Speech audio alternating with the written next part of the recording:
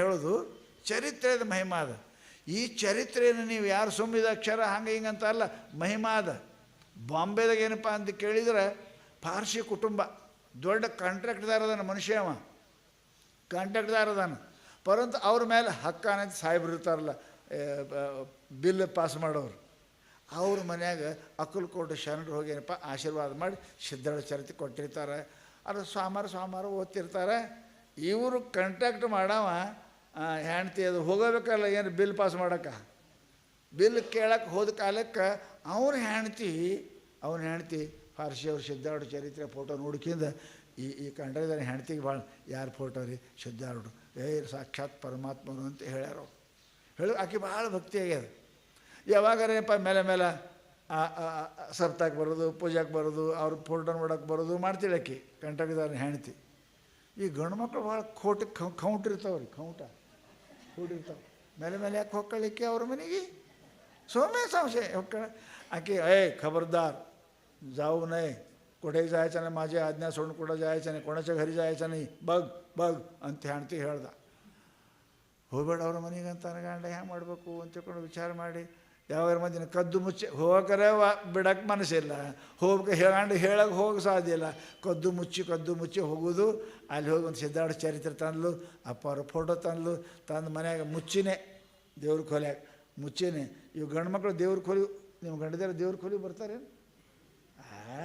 ಎಂದಾರು ಬಂದ್ರೆ ಅವ್ರು ಸಾಧ್ಯನೇ ಇಲ್ಲ. ನಿಮಗೆ ಕೊಪ್ಸಾರ ಪೂಜಾ ಎಲ್ಲ ಮಾಡೋದು ಅಷ್ಟೇ. ನೀವೇ ಒಂದು ದಿವ್ಸ ಹೋಗಿರಿ ಪೂಜಾ ಕೋಲಿ, ಅದಕ್ಕೆ ಹೋಗಿರಿ ಕಳ್ತನ ರೊಕ್ಕ ಇಡಕ್ಕೆ ಮಾಡೀರಿ ಪೂಜಾ ಕೋಲಿ. ಅರೆ ದೇವ್ರು ಭೇಟಿ ಆಗ್ಬೇಕು ರೀ, ದೇವ್ರಿಗೆ ಹೇಳಿ ಹೋಗ್ಬೇಕು. ಅದಕ್ಕೆ ಏನಪ್ಪ ಅಂದ್ರೆ ನಾವು ಹೋಗ್ತಿದ್ದಲ್ಲ, ಆಕೆ ಒಳಗಿಟ್ಟು ಪೂಜೆ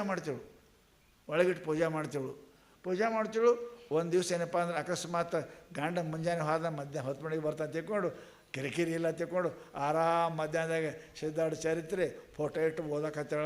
ಅದಕ್ಕೆ ಏನಾಯಿತು ನಡಬರಿಕೆ ಬಂತು ರೀ ಮಧ್ಯಾಹ್ನ ಎಡ್ಡಕ್ಕೆ ಬಂದು ನೋಡ್ತಾನೆ ಫೋಟೋ, ಯಾರ್ದು ಬೇಡ ಅಂತಾರೆ ಅವ್ರ ಫೋಟೋ ಚರಿತ್ರೆ ಓದಕತ್ತ. ಇಷ್ಟು ಸಿಟ್ಟಿಗೆ ಬಂತವನ, ನೀ ಹಿಂಗೆ ಮಾಡ ಚಿತ್ರ ಫೋಟೋ ಎರಡು ಕೂಡ ಹೊರಗೆ ಹೋಗಲತ್ತಿರ, ಹೊರಗೆ ಜಾಡಿಸಿ ಹೋಗೋದು. ಏನು ಮಾಡ್ತಾಳೆ ಹೆಣ್ಮಕ್ಳು? ಅಳಕತ್ಲಿ ಅಪ್ಪ ಒಗತಾಕ ಏನಪ್ಪ ಅಂದ್ರೆ ಫೋಟೋ ನೋಡೋಕೆ ತಯಾರಿಲ್ಲ ನಾವು ಯಾರ್ದು ಅಂತಿಕೊಂಡು. ಎರಡು ದೇಶ ಒಗದ ಫೋಟೋ ಗಿಟ್ಟೆಲ್ಲ ಗೊಳೆ ಮಾಡ್ಕೆ ಮುಚ್ಚಿಡಕ್ಕೆ ಬರೋಕೆ ಹೊರಗೆ ಒಗದ ಸಿಟ್ಟು ಮಾಡಿ ಹೋದ. ಗ್ರ್ಯಾಂಡ್ ರೋಡ್ ಅಂತದ ಅಲ್ಲಿ ಒಂದು ದಂಧಕ್ಕೆ ಹೋಗಿ ರೈಲ್ವೆ ಇಳಿದು ಚೆಂದ ಮುಂದೆ ಹೋಗ್ತಾನೆ.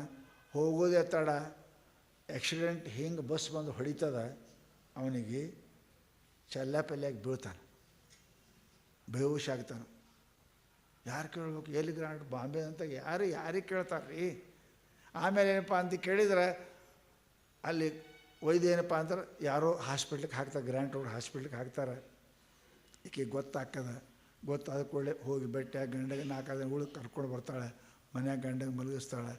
ಮತ್ತು ದೇವ್ರ ಕೊಲೆಯಾಗ ಕದ್ದು ಮುಚ್ಚಿ, ಯಪ್ಪ ಸಿದ್ಧಾರೂಢ ನನ್ನ ಗಂಡಿಗೆ ಚಲೋ ಮಾಡ್ಯಪ್ಪ, ಗಂಡಿಗೂ ಚಲೋ ಮಾಡು, ಅವನ ಬುದ್ಧಿನೂ ಚಲೋ ಮಾಡು, ಎರಡೂ ಚಲೋ ಮಾಡು. ಅದಕ್ಕೆ ಅವನಿಗೆ ಚಲೋ ಮಾಡಿದೆ ಮತ್ತು ಇದೇ ಕಾಡ್ತದೆ ಹಾಗೆ ನನಗೆ. ಅವನ ಬುದ್ಧಿನೂ ಚಲೋ ಮಾಡೋದು ಬೇಡ್ಕೋತೇಪ್ಪ ಅಂತ ಕೇಳೋದು. ದಿನ ಬೇಡಕ್ಕೆ ಚರಿತ್ರೆ ಓದೋಕ್ಕೆ ಒಂದು 4 ದಿನ ಆಗಿತ್ತೇನೋ, ಸ್ವಲ್ಪ ಆರಾಮಾಗಿತ್ತು ಅವನಿಗೆ. ಏನು ಬೇಕಾಯಿತು ಅವನಿಗೆ? ಕರೆದೆ ಹೆಣ್ತಿಗೆ ಕರೆದೆ ಈಗ ಕುಂತಾಳ. ಫೋಟೋ ಪೂಜೆ ಮಾಡೋಕ್ಕೆ ಚರಿತ್ರೆ ಓದೋಕ್ಕೆ ಹೆಂಗೆ ಬಿಟ್ಟು ಹೋಲತ್ತ. ಕರೆದು ಸಿಟ್ಟು ಬಂದು ನೋಡ್ತಾನೆ ಒಳಗೆ ಫೋಟೋ ಎದುರಿಗದ. ಭಯಕತ್ತೇನ, ಯಾರು ಫೋಟೋ ಪೂಜೆ ಮಾಡ್ತಿ? ಯಾರು ಬಂದಾರ? ಆಕೆ ಅಂದ್ರೆ ಯಾರಿಲ್ರಿ, ಸಿದ್ಧಾರೂಢ್ರಿ. ಇದು ಸಿದ್ಧಾರೂಢ ಫೋಟೋ ಏನು? ಹ್ಞೂ ಸಿದ್ಧಾರೂಢ ಫೋಟೋ ರೀ, ಇವ್ರದೇ ಓದ್ತೀನಿ. ಇವರೇನು ಸಿದ್ಧಾರೂಢರು? ಹಾಂ ಇವರೇ ಸಿದ್ಧಾರೂಢ್ರಿ.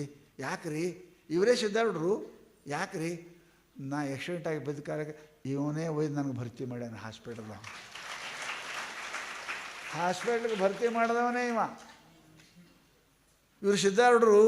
ಹ್ಞೂ ರೀ ಸಿದ್ಧಾರೂಢರು ಅಂದ ಕೂಡಲೇ ಅವನ ಕಣ್ಣಾಗ ನೀರು ಸೋರ್ಯಾಕತ್ಯಾವ. ಆರಾಮಾದ ಕೂಡಲೇ ಹೆಂಡ್ತಿ ಕರ್ಕೊಂಡು ಹುಬ್ಬಳ್ಳಿ ಬಂದು ಸಿದ್ಧಾರೂಢ ದರ್ಶನ ತೊಗೊಂಡು ಹೋಗ್ಯಾನ.